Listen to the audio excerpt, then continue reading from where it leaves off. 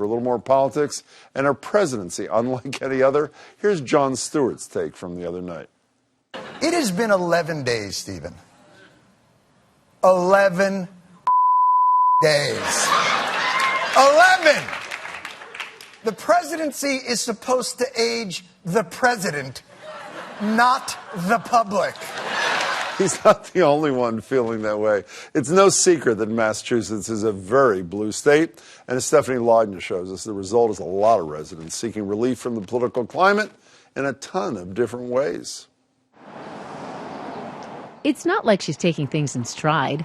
Andrea Fiorello went to Washington, D.C. for the Women's March, joined a local protest against Trump's travel ban a week later, and makes it an almost daily habit to contact Congress. Still, for her, the new president has triggered a new level of stress. That I just have actual palpitations in my chest because I feel that concerned. She finds, if not relief, at least refuge at this yoga studio in Somerville's Davis Square. Teacher Jade Sylvan says her students seem to need her class more than ever. People can be quiet and find a sense of, even if it's brief and small, a sense of stability within themselves in the midst of the chaos. We'll begin immediate construction of a border wall. This is with regard to the construction of the Keystone Pipeline. Cracks down on sanctuary cities. The president's dramatic and frequent policy announcements drive the conversation these days at Laura Dembski's Jamaica Plain Beauty Parlor. It's everywhere. You can't avoid it. Many of her clients have become activists, and she's noticed a trend. Women anxious to change the country's political direction are starting with something they can change immediately: their hair. We cut off at least 10, 12 to 20 women's hair, super short.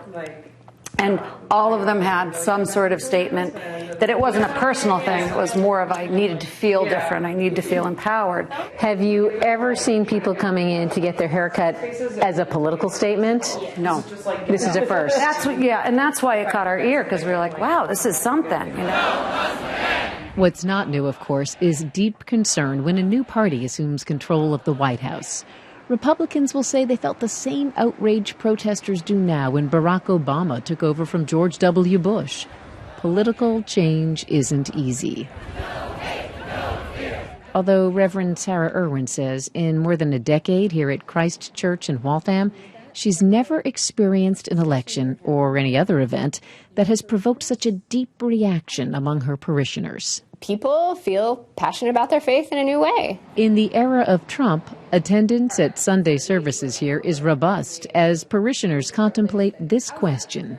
How can I be part of something that's working for the good in this world when what the Trump administration represents is so contrary to many people's Christian values?